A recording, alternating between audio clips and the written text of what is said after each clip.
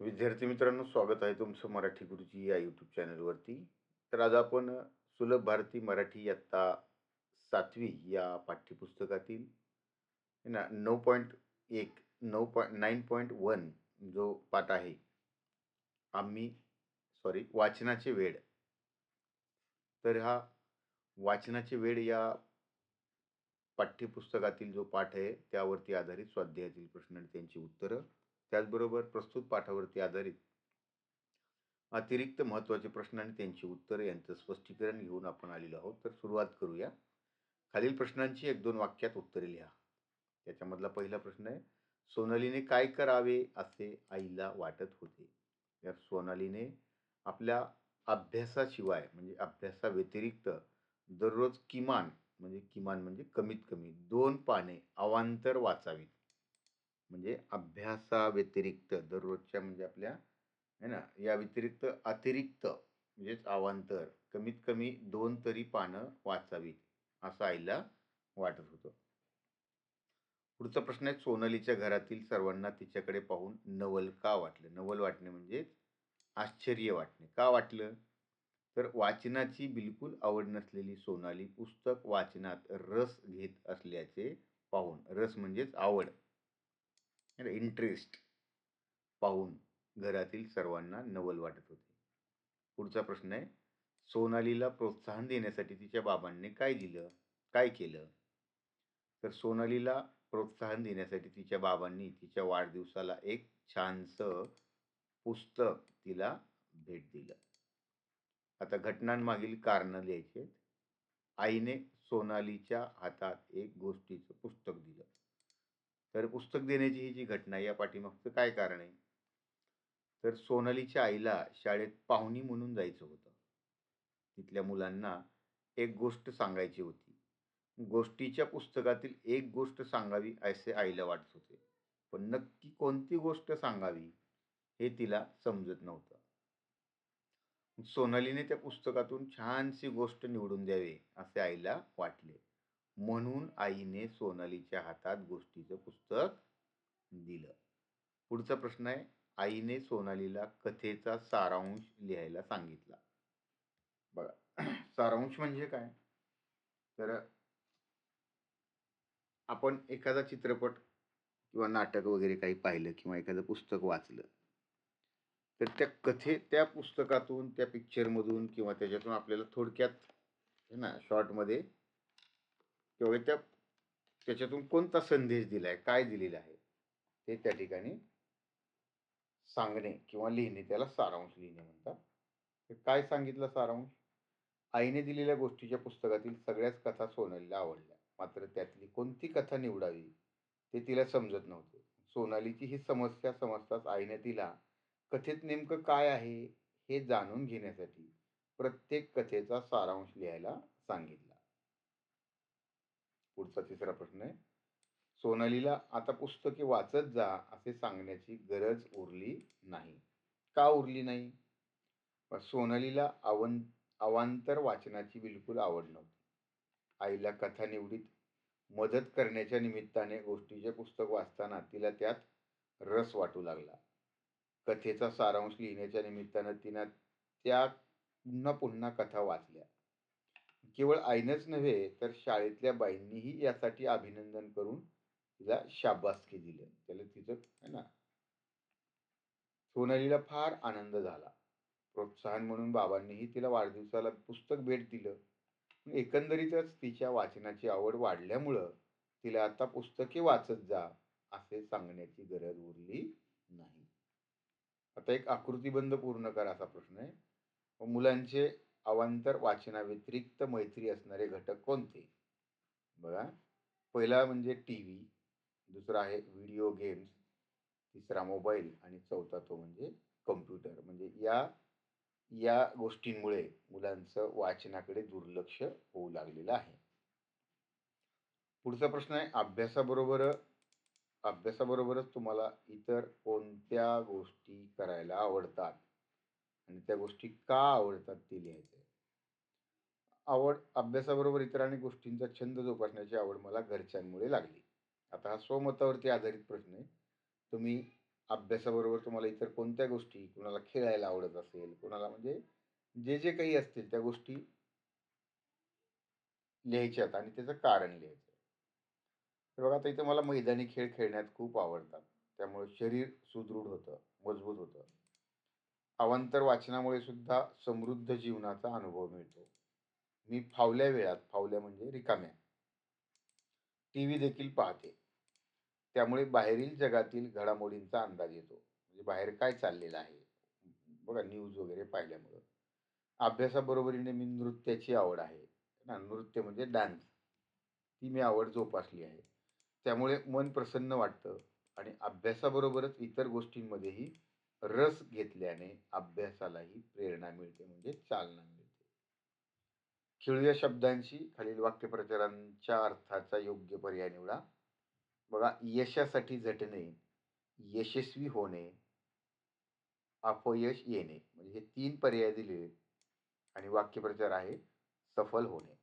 म्हणजेच काय आहे? सफल म्हणजेच यशस्वी होणे. बघा नोंदी करणे म्हणजेच लिहून ठेवणे, नोंदवही लिहिणे, लक्षात ठेवणे. बघा नोंद करणे म्हणजेच नोंदी करणे म्हणजेच लिहून ठेवणे. पुढचं आहे आनंद गगनात न मावणे म्हणजेच या ठिकाणी खूप आनंद होणे. बघा म्हणजेच आनंद गगनात मावला नाही. नवल वाटणे म्हणजेच आश्चर्य वाटणे. उत्तर इथं खाली दिलेलं आहे.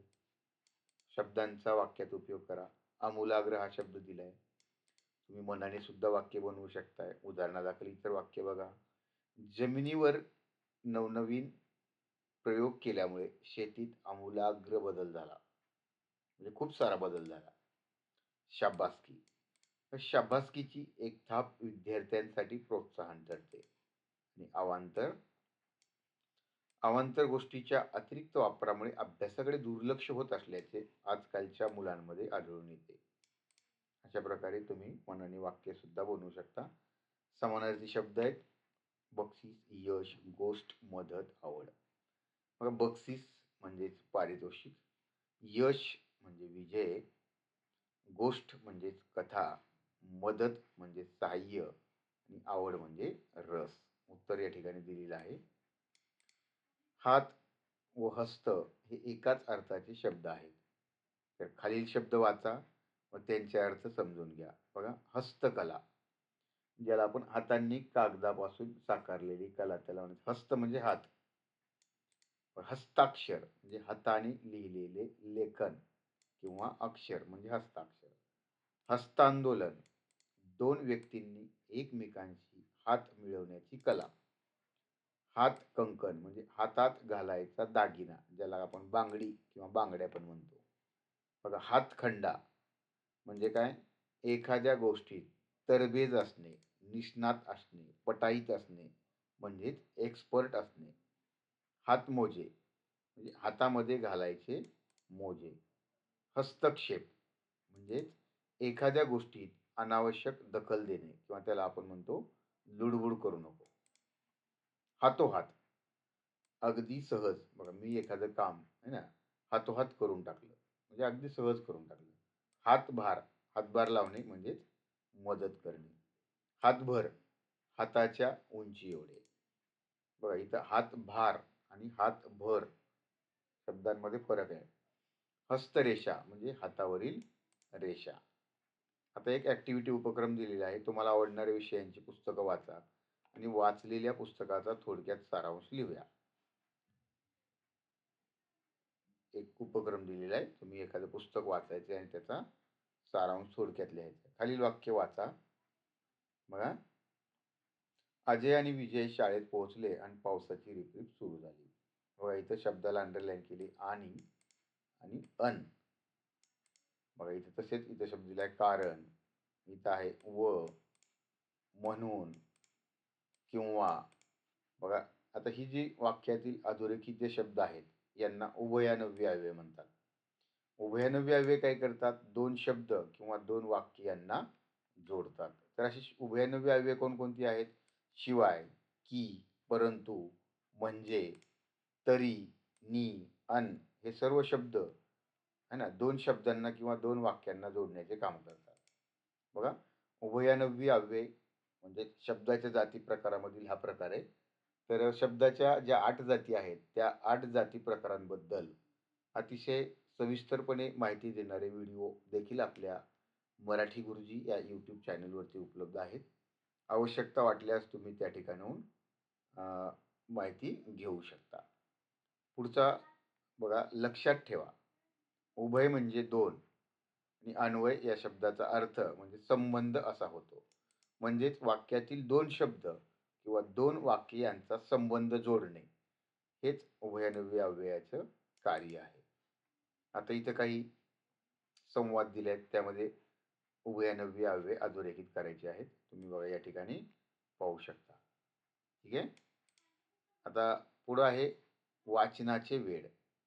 या पाठावरती आधारित ॲडिशनल इम्पॉर्टंट क्वेश्चन, अतिरिक्त महत्त्वाचे प्रश्न आणि त्यांची उत्तरं.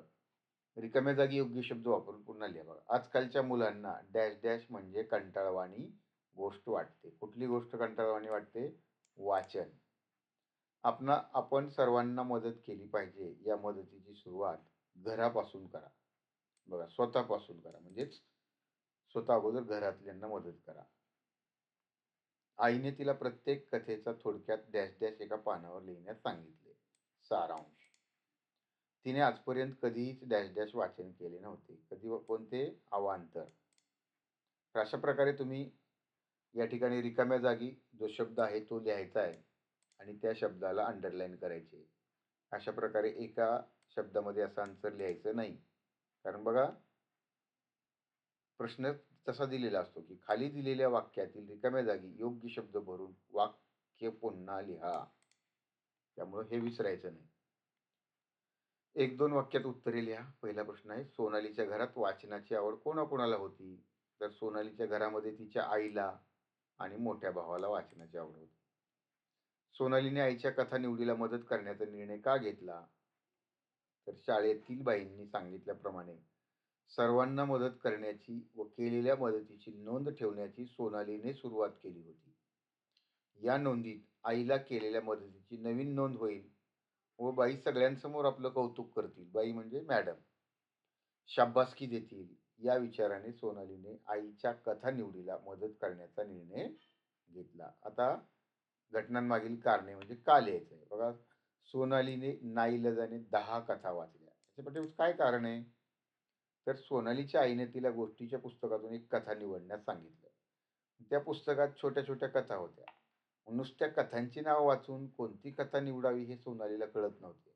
म्हणून तिनं शेवटी नाईलाजाने 10 कथा वाचल्या. ठीक आहे. पुढचा प्रश्न आहे, शाळेतील बाईंनी सोनालीच्या पाठीवर शाबासकी दिली. तर का दिली? जेव्हा सोनाली शाळेत गेली आणि आपल्या आईला काय आणि कशी मदत केली हे तिने सांगितलं व एक कथा ऐकवली. अवांतर वाचन केल्याचा तिच्यातील बदल सगळ्यांनाच आनंद देणारा होता. अशा प्रकारे आईला मदत केली म्हणून सोनालीचे बाईंनी अभिनंदन केले आणि वर्गात छान गोष्ट सांगितल्याबद्दल सोनालीच्या पाठीवर शाबासकी दिली. बघा, पुढचा आहे, आकृतिबंध पूर्ण करा. सोनालीला वाचताना पाहून नवल वाटणारे घरातील सदस्य म्हणजे मेंबर कोण कोण होते? आजी, आजोबा, काका, बाबा, दादा आणि काकू. आवडलेल्या ओळी कोणत्या सोनालीला? बघा, म्हणजे सोनाली वहीत लिहून ठेवत असलेल्या गोष्टी कोणत्या? तर कवितेमधल्या किंवा कथेमधल्या एखाद्या आवडलेल्या गोष्टी लिहून ठेवल्या. पण विद्यार्थी मित्रांनो, हा एक हे जो म्हणजे हा एक जो छंद आहे किंवा असं जर तुम्ही करत राहिलात तर तुम्हाला वाचन करत असताना, अवांतर वाचन करत असताना एखादी कविता असेल किंवा कथा असेल, चरित्र असेल, आत्मचरित्र असेल, तर या गोष्टींमध्ये आलेले जे सुविचार आहेत किंवा थोर पुरुषांची काही बोललेली वाक्य असतात किंवा कवितेतल्या काही ओळी असतात, तर याचा तुम्हाला निबंध लेखनामध्ये फायदा होतो. त्याचबरोबर तुम्हाला भाषण कौशल्यामध्ये फायदा होतो. तुम्ही एखाद्या दिलेल्या विषयावरती अगदी न घाबरता त्या ठिकाणी अतिशय प्रभावीपणे बोलू शकता. पुढचा प्रश्न आहे बघा, आकृतिबंध पूर्ण करा. सोनालीने पानावर लिहिलेल्या गोष्टी काय होतं? कथेचं नाव आणि कथेत काय सांगितलं आहे, म्हणजे थोडक्यात सारांश. रिकाम्या जागा भरा. 2 प्रश्न आहेत. उत्तर त्या ठिकाणी दिलेलं आहे. कंसामध्ये तुम्हाला पर्याय दिलेले आहेत की त्या 3 पर्यायांपैकी एक पर्याय निवडायचा आहे. आता इथं परत प्रश्न आहे, आईने पानावर काय लिहायला सांगितलं? सारांश. सारांश लिहिण्यासाठी सोनालीनं काय केलं? काय घेतलं? तर पान घेतलं. एका वाक्यात उत्तर आहे. सोनालीला काय समजत नव्हतं? की सगळ्याच कथा आवडल्यामुळे त्यातली कोणती कथा निवडावी हे सोनालीला समजत नव्हतं. सोनालीचा आनंद गगनात का मावत नव्हता? तर आईने घरातल्या साऱ्यांपुढे तिचं कौतुक केल्यामुळे सोनालीचा आनंद गगनात मावत नव्हता. आता वाक्यप्रचाराचा अर्थ सांगायचा आणि वाक्यात उपयोग करायचा. आनंद गगनात न मावणे म्हणजे अतिशय आनंद होणे. वाक्यात बघा, तुम्ही मनाने सुद्धा वाक्य करू शकताय. आता वाक्य या ठिकाणी बघा, विवेकला सर्वोत्कृष्ट विद्यार्थ्याचे बक्षीस जाहीर होताच त्याचा आनंद गगनात मावेनासा झाला. नवल वाटणे, आश्चर्य वाटणे हा पुढचा वाक्यप्रचार आहे.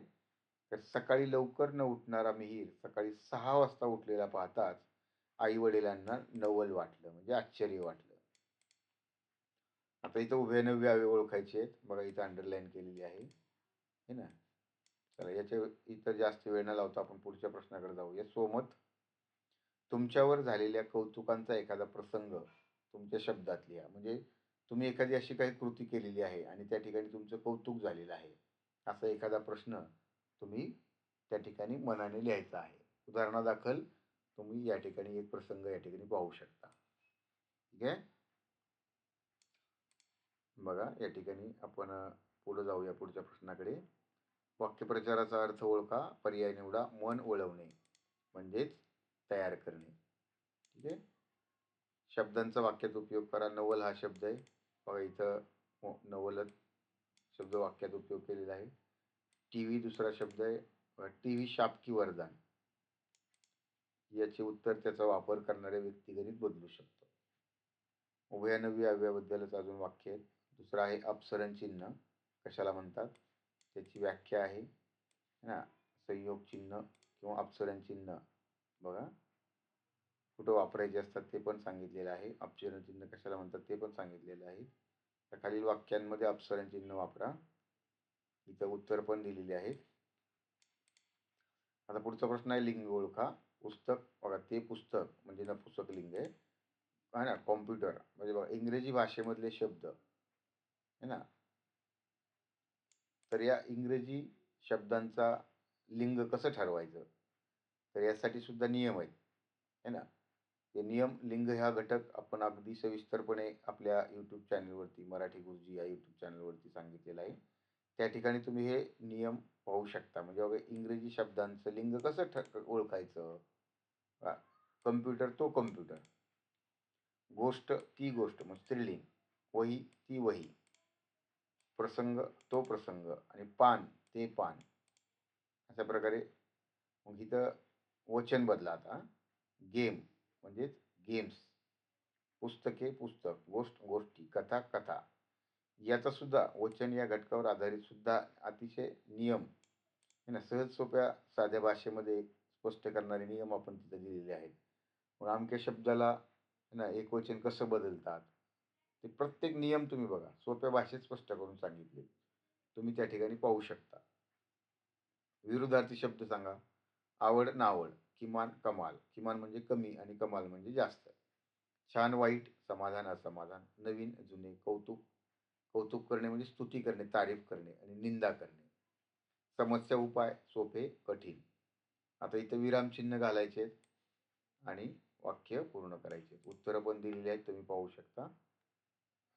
पुढे बघा, वाचनाची वेळ या पाठामध्ये वाचनामुळे आपल्याला खूप फायदे होतात. वाचनासारखा दुसरा छंद नाही म्हणूनच म्हटले आहे, वाचाल तर वाचाल. या वाचनाचे महत्त्व सोनालीच्या आईला चांगले ठाऊक होते. ठाऊक होते म्हणजे माहीत होते. मग आपल्या मुलीनेही असं अवांतर वाचन करावं असं सोनालीच्या आईला वाटलं आणि त्यासाठी सोनालीची आई एक युक्ती करते. युक्ती म्हणजे एक शक्कल है ना. ती युक्ती सफल होते. ते आपल्याला वाचनाची वेळ या पाठात लेखिका आशा पाटील यांनी दाखवून दिलेलं आहे. आता पाठावरती आधारित शब्दार्थ दिलेले आहेत है ना. त्यांचा त्या शब्दाचा मराठीमध्ये अर्थ आणि त्याला इंग्रजीमध्ये काय म्हणतात असा हा शब्दार्थ दिलेले आहे. तर आपण मित्रांनो या ठिकाणी थांबतोय. व्हिडिओ आवडला तर नक्की लाईक करा आणि व्हिडिओ जास्तीत जास्त आपल्या मित्रांना शेअर करा. धन्यवाद.